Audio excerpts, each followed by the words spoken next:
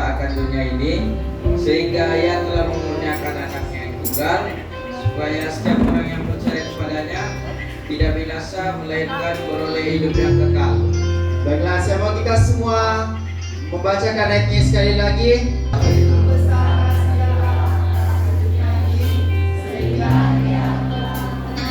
Anaknya yang tunggal, supaya setiap orang percaya kepadanya tidak binasa, melainkan beroleh hidup yang kekal. Haleluya.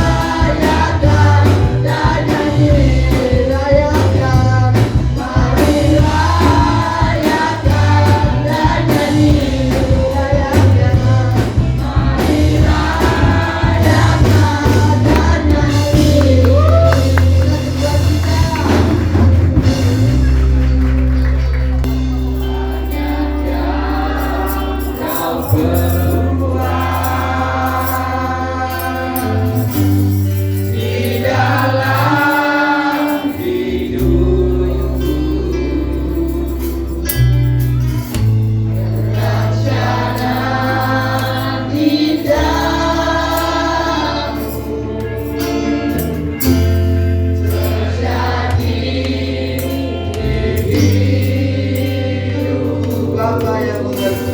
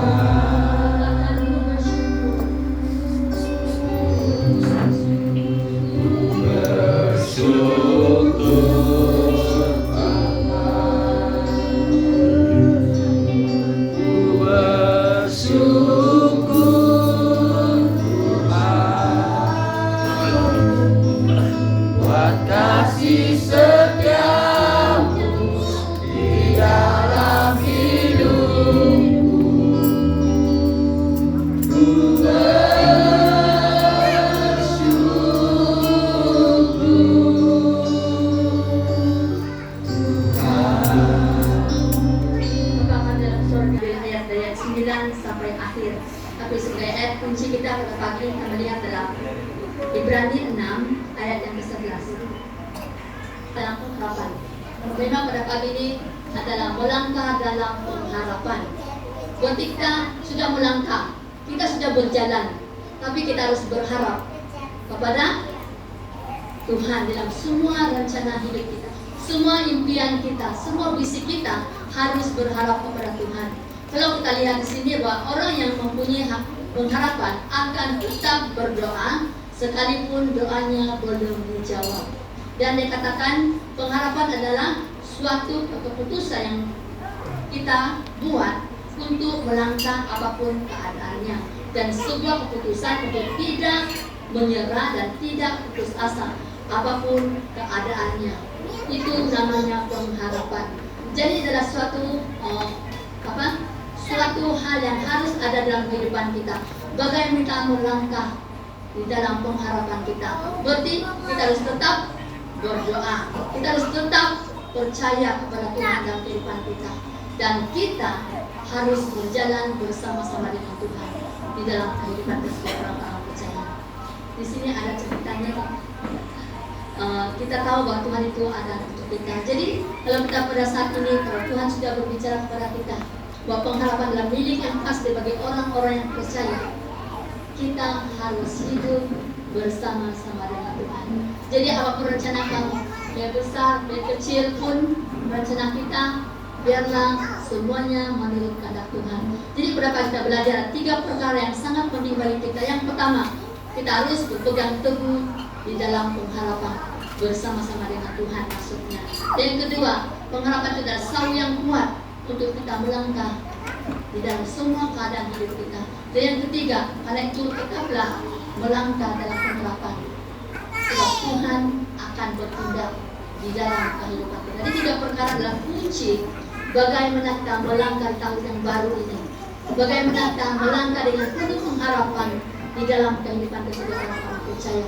Apa yang dikatakan dalam Ibrani 9 yang ke-12 bahwa kita memiliki sesuatu yang lebih baik yang mengandungi keselamatan. Jadi ini adalah dasar bagi kita sebagai orang-orang percaya. Mengapa kita tetap berharap kepada Tuhan? Karena Tuhan akan bekerja lewat kepada kehidupan kita. Setiap kita percaya kepada Tuhan, pasti kita akan menerima apa yang kita harapkan di dalam kehidupan sebagai orang-orang percaya, bahwa kita memiliki sesuatu yang lebih baik dalam kehidupan kita. Tapi dasarnya harus bersama-sama dengan Tuhan di dalam kehidupan sebagai orang-orang percaya. Dan setiap orang yang berharap pada Tuhan, mereka akan diselamatkan baik di dunia maupun di surga.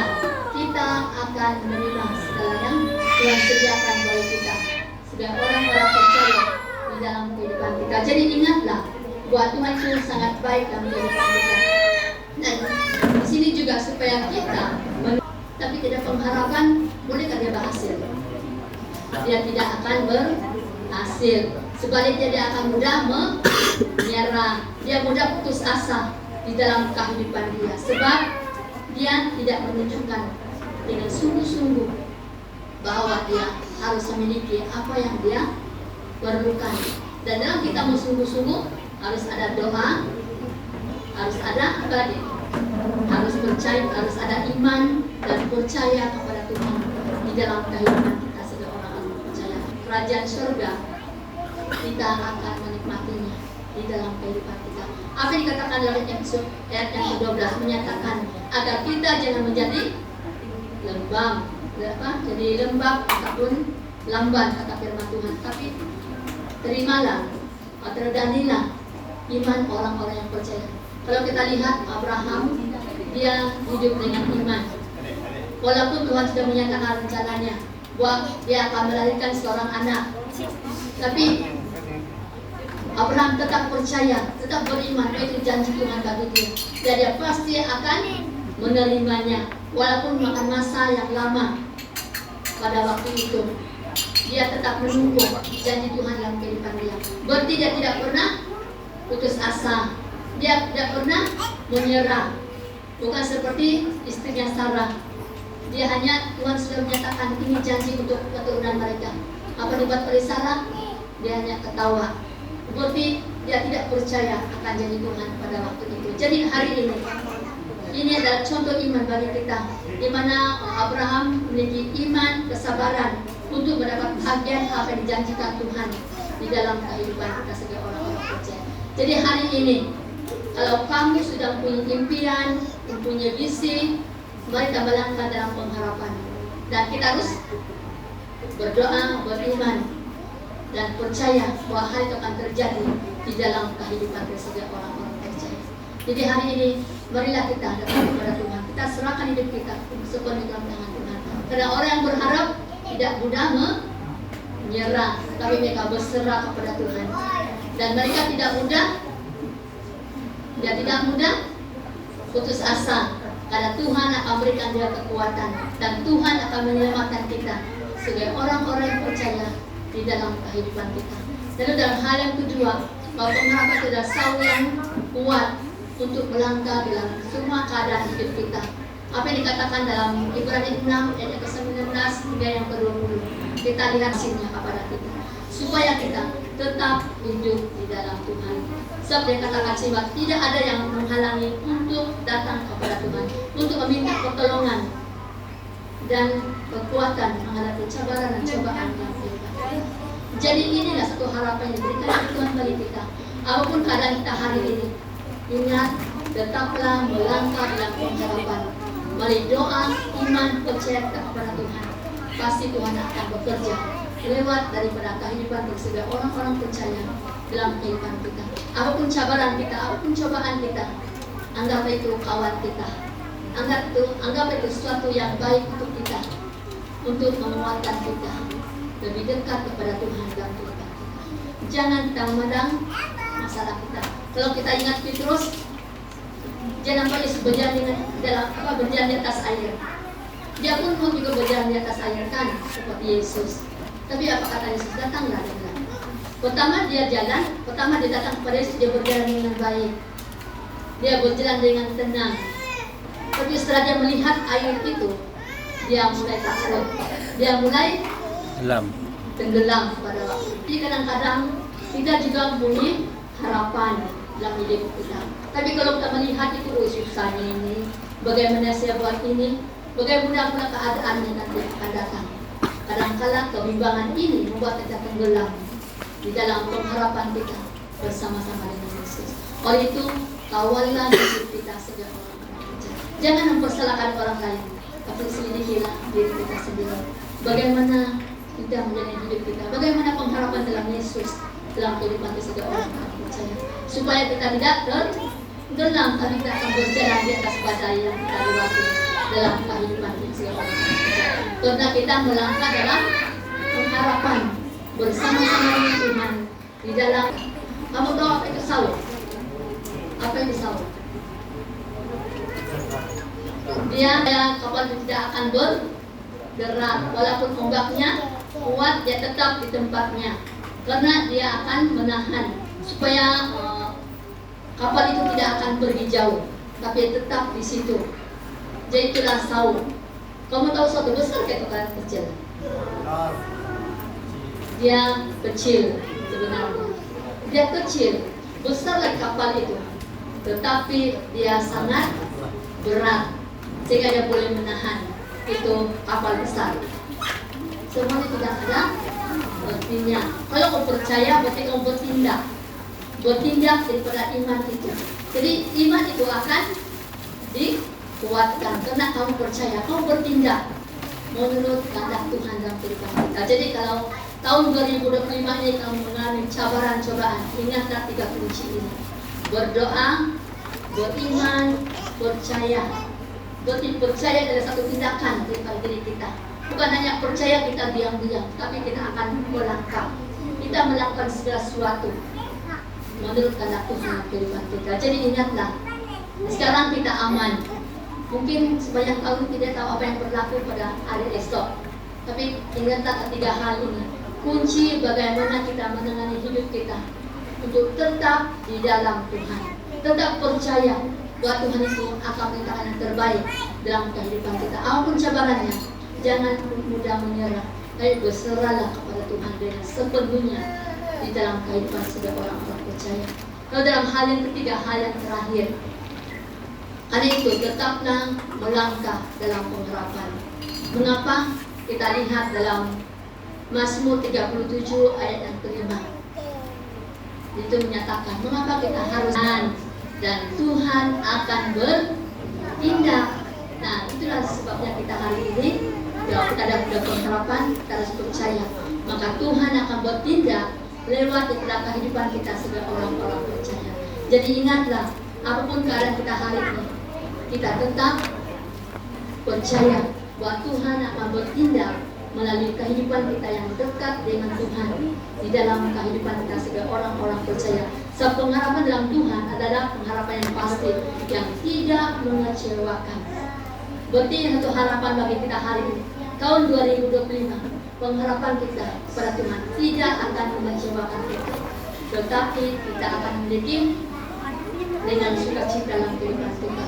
Amin. Dikatakan dalam Roma 5 bahwa pengharapan kita dalam milik yang pasti, yang tidak akan mengecewakan bagi orang-orang yang percaya dalam kehidupan kita. Tetapi iman harus disertai dengan perbuatan dan berharap sepenuhnya kepada Tuhan. Tetaplah kuat, tetaplah berdoa, dan tetaplah percaya Tuhan akan melakukan seluruh kehendak Dia. Dan apa dikatakan dalam Amsal 3 ayat kelima yang keenam, menyatakan dia Tuhan akan meneruskan perjalanan hidup kita. Apapun dia rencana, pasti akan melindungi kita sebagai orang-orang percaya di dalam kehidupan kita pagi ini. Jadi firman Tuhan ini mengingatkan kita pada pagi ini supaya jangan pernah berhenti melangkah di dalam pengharapan. Sebab selama ada Tuhan di dalam kehidupan kita, pasti ada mukjizat, dan selama ada Tuhan, pasti ada pengharapan di dalam kehidupan kita. Jadi ini adalah kesimpulan firman Tuhan. Kalau kita sudah ada dalam hal ini, pasti Tuhan akan menyatakan mukjizat dalam kehidupan kita. Dan Tuhan, selagi Tuhan ada dalam hidup kita, pasti kita ada pengharapan di dalam Tuhan. Oleh itu, pada pagi ini, mengandalkan Tuhan, hidup yang mengandalkan Tuhan Yesus sepenuhnya adalah hidup yang diberkati oleh Tuhan. Jadi firman Tuhan ini sangat indah bagi kita pada pagi ini. Marilah kita sama-sama menyerahkan hidup kita kepada Tuhan. Mari kita berdiri bersama-sama dengan saya. Yesus selamanya, Yesus harapanku takkan hilang, karena kasih-Nya sekarang ku ada. Oh Yesusku, mari kita semua berdiri, kita akan puja Yesus dengan sifat doa kita. Dalam segala keadaan, waktu berlimpah maupun kurang, tetap Yesus yang mempesona hatiku. Dia beri damai dan kesempatan baru di setiap sisi kehidupan. Waktu berkuat maupun lemah, tetap Yesus yang mempesona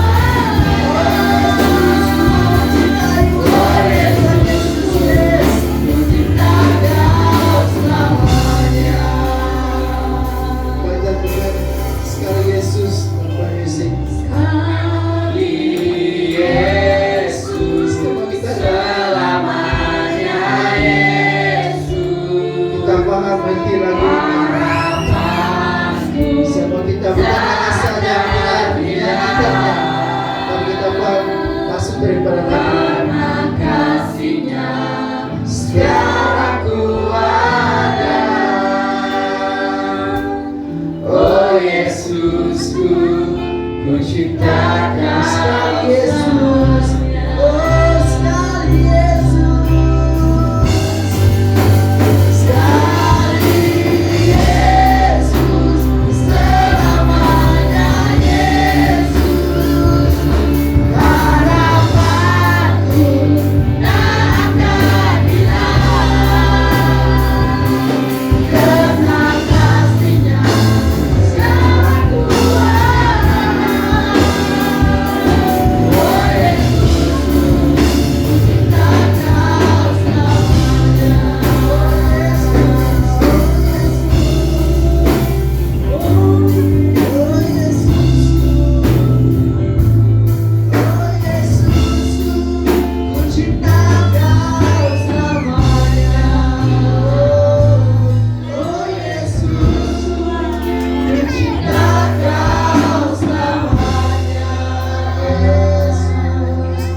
Oh benar Tuhan, kami mau mencintai Engkau.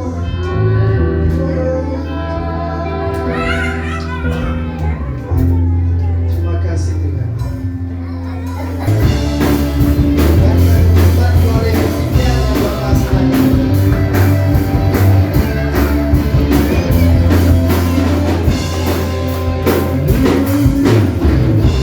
Kasih setiamu nyata bagiku, hikmat kebajikan tersedia bagiku. Semua balasanku limpahkan segalanya, dan anugerahnya sangat besar bagiku. Oh, aku diberkati, aku dilimpahi, karena alasanku untuk menyediakan. Aku diberkati, aku dilimpahi, atas sempurna anugerah Tuhan bagiku.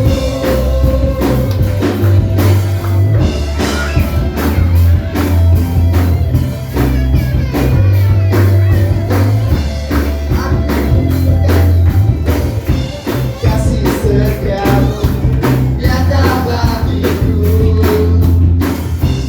hikmat kebajikan tersedia bagiku.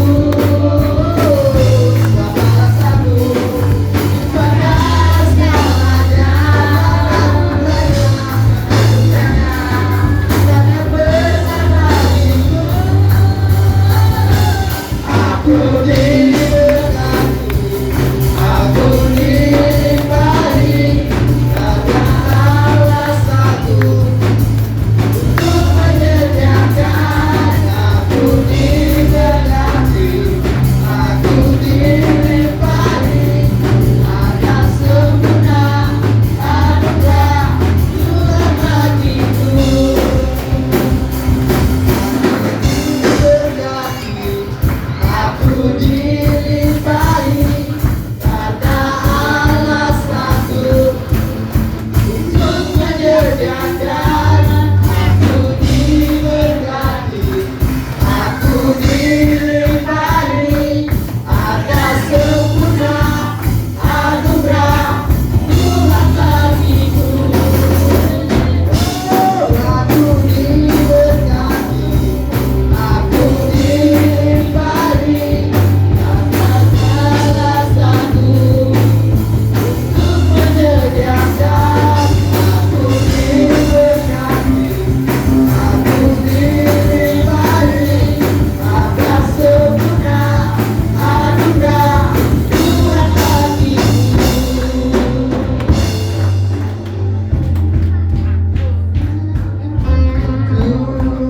Beri kemuliaan ke Tuhan. Semua di